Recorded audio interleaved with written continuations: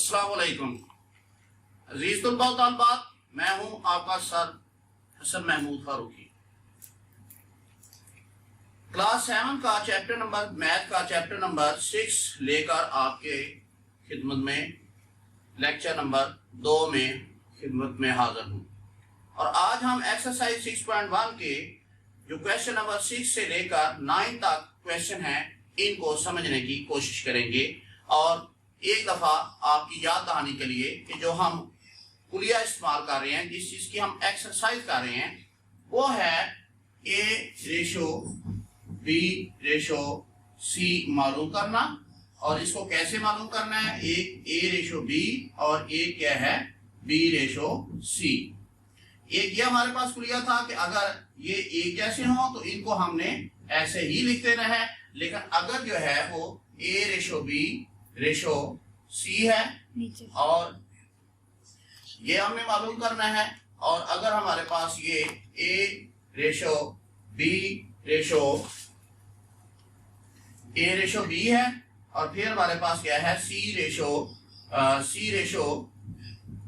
है, यानी अगर ये दरमियान वाले डिफरेंट हैं तो फिर हमने एक उल्टा एंड जो है बनाना है। ये एक सीधी लाइन लगानी है और ये इधर और ये इधर, यानी इस तरह उल्टा एंड जो है वो बन जाएगा। इसको इसके साथ मल्टीप्लाई, AC रेशो क्या आ जाएगा BC रेशो क्या आ जाएगा BD आ जाएगा।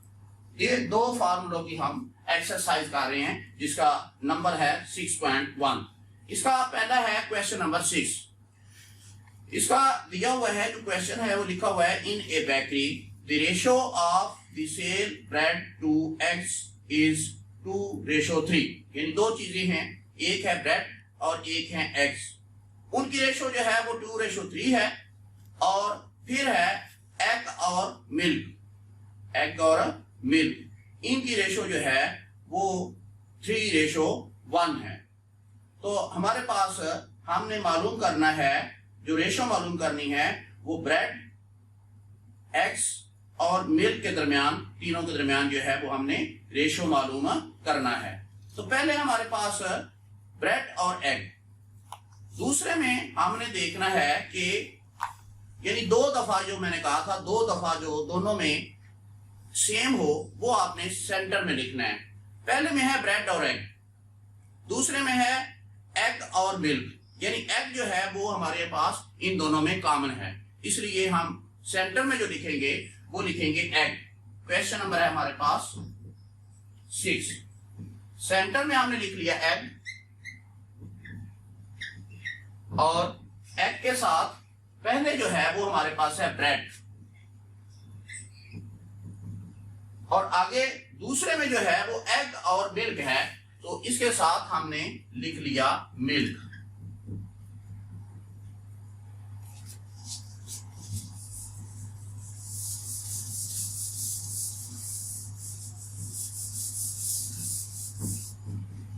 ब्रेड एग जो है वो 2 दफा था,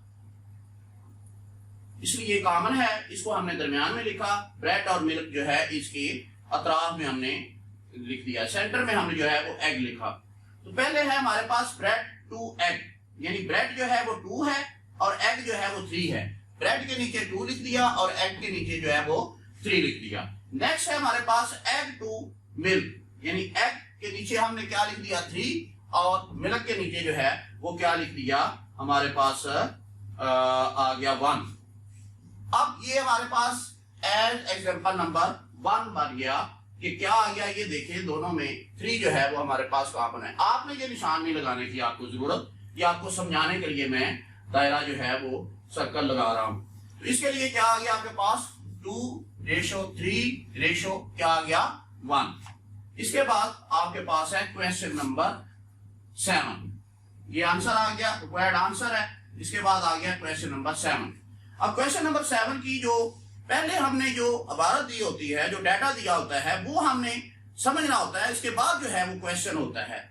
ये कहता है अहमद अरफान 2 दोस्त हैं, 2 भाई हैं और वो एक बिजनेस कर रहे हैं, उनको प्रॉफिट होता है। किस रेशो से होता है 5। यानी अगर अहमद को 5 रुपीज जो है वो होता है तो इरफान को जो है वो उसका 4 है। यानी अहमद 5 है और इरफान 4 है, यानी पहले में अहमद और इरफान है। नेक्स्ट जो है वो आपके पास है इरफान एंड वसीम, यानी इसका मतलब है कि एक आपने जो जेन में रखना है, पहले है अहमद एंड इरफान और दूसरा है इरफान एंड वसीम। इरफान जो है वो 2 दफा आ रहा है, इसलिए इरफान को हम सेंटर में लिखेंगे और अहमद और वसीम को इसके दोनों साइड्स पर लिखेंगे। क्या आ गया हमारे पास? अहमद, और ये आ गया इरफान, दरमियान में आ गया चूंकि दोनों में कॉमन है इरफान, और इसके बाद आपके पास आ गया वसीम।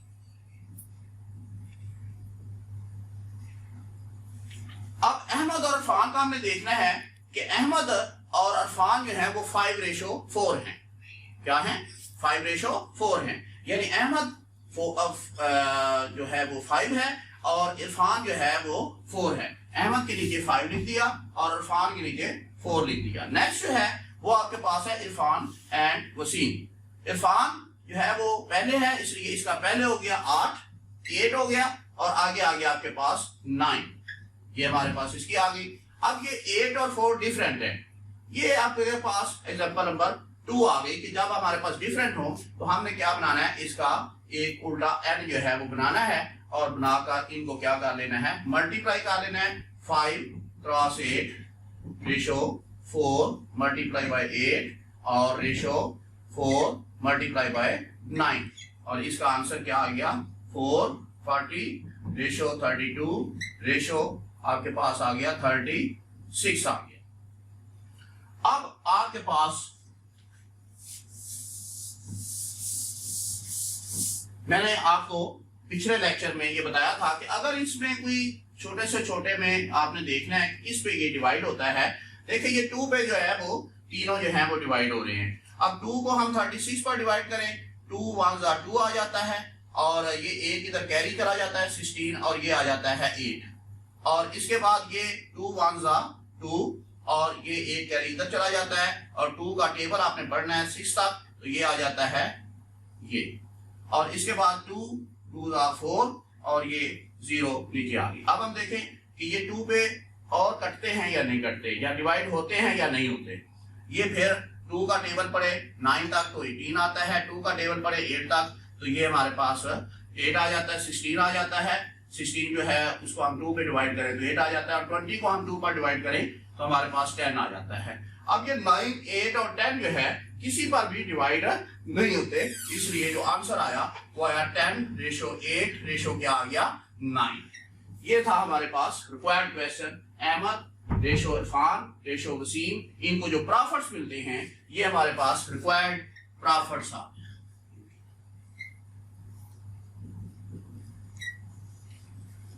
इसके बाद है हमारे पास क्वेश्चन नंबर 8।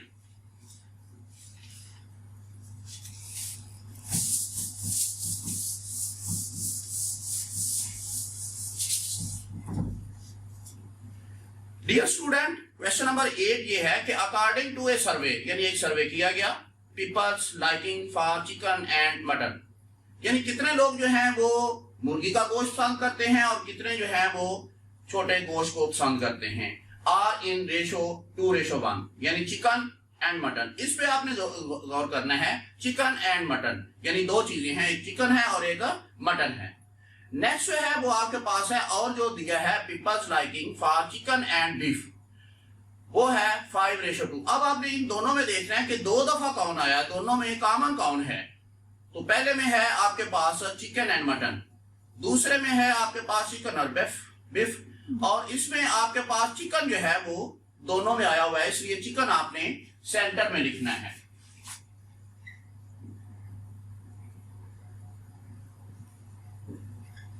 और पहला है चिकन के साथ मटन,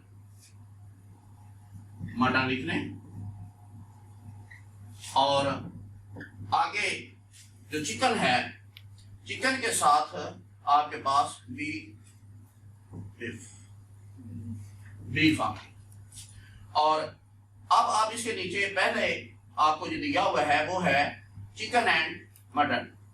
तो चिकन के लिए क्या है 2 और मटन के लिए 1 है। अब चिकन ये है, आपने चिकन का जो आंसर है, चिकन का जो नंबर है वो चिकन के नीचे लिखना है, ये आ गया चिकन, और मटन का जो नंबर है वो मटन 1 है यहाँ पर, तो आपने यहाँ पर 1 लिख दिया। नेक्स्ट जो है वो आपके पास पहले क्या है आपने देखना है, वो है आपके पास पहले चिकन है और फिर बीफ है। और चिकन का जो है वो इसका मतलब है 5 है और बीफ का जो है वो आपके पास 2 है। चिकन का कितना है 5 है और बीफ का क्या है आपके पास 2 है। अब इन दोनों को देखें कि ये दोनों फिर जो है वो आपके पास डिफरेंट है। अगर डिफरेंट है तो इनको मल्टीप्लाई करना है। अब मल्टीप्लाई कैसे करना है, इनकी आपने सीधी स्ट्रेट लाइन लगानी है।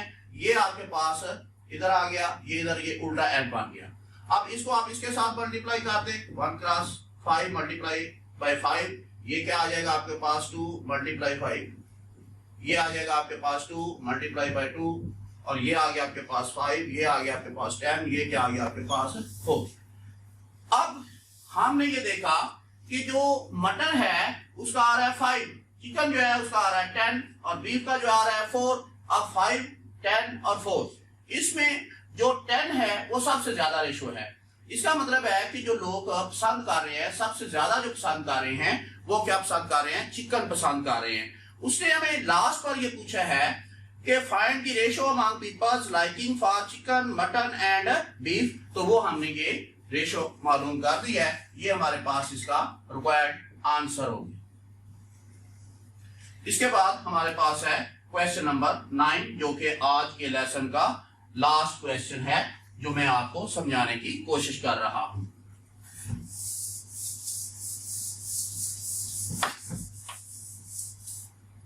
इसके बाद हमारा ये आज का लेसन जो है वो खत्म हो जाएगा और फिर मैं आपको नेक्स्ट लेसन नंबर 3, जो कि एक्सरसाइज 6.2 है, इसको आप जो है थोड़ा सा मेरे लेसन से पहले, लेक्चर देने से पहले अगर आप ये प्रोपोर्शन वगैरह की डेफिनेशन पढ़ लें और ये इसकी एग्जांपल्स पढ़ लें तो आपको समझने में ज्यादा जो है वो मजा आएगा। तो इंशाल्लाह ताला आगे जो है मैं आपको लेसन नंबर 3 लेकर 3 और 4 में आपको एक्सरसाइज 6.2 जो है वो मुकम्मल कराने की कोशिश करूंगा।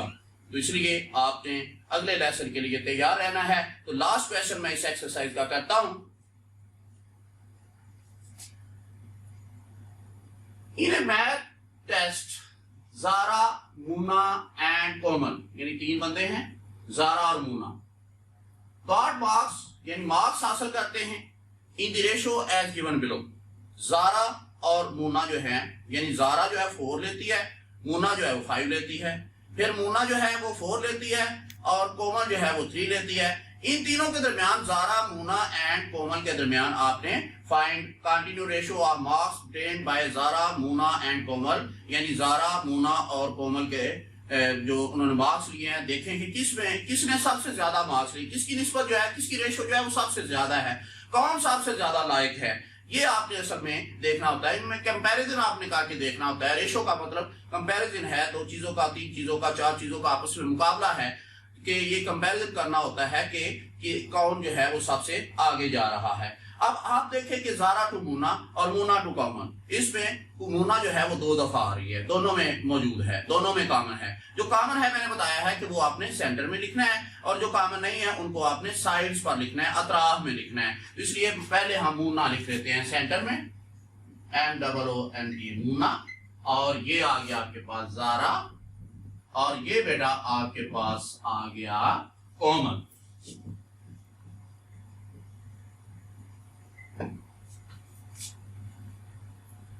अब आपके पास ज़ारा टू मूना है, यानी ज़ारा पहले है, उसकी 4 है और मूना। अब जो हमने लिखा है उसकी भी हमने अरेंजमेंट देखनी है कि ज़ारा और मूना ही है, इसलिए ये 4 पहले ही आएगा और 5 बाद में आएगा। इसके बाद है मूना टू कोमल, मूना पहले ही है, कोमल बाद में है, यही आप सादा साफ लिख लेंगे। क्या आ गया 4 रेशो 3, और ये आप देखें कि ये फिर क्या है, डिफरेंट है, इसलिए ये एग्जांपल नंबर 2 की एक्सरसाइज हम कर रहे हैं, यानी एग्जांपल नंबर 2 में ये क्या हो गया, डिफरेंट हो गया। इसको आपने मल्टीप्लाई करना है और ये आ गया आपके पास 4 मल्टीप्लाई 4 रेशो 5 मल्टीप्लाई 4 रेशो, ये आ गया 5 मल्टीप्लाई क्या आ गया 3, ये आ गया आपके पास 16 और ये आ गया आपके पास 20, ये आ गया आपके पास 15। अब हम देखते हैं कि इसमें सब जो है वो किसी पर डिवाइड होते हैं या नहीं, किसी कॉमन नंबर पर डिवाइड होते हैं कि नहीं।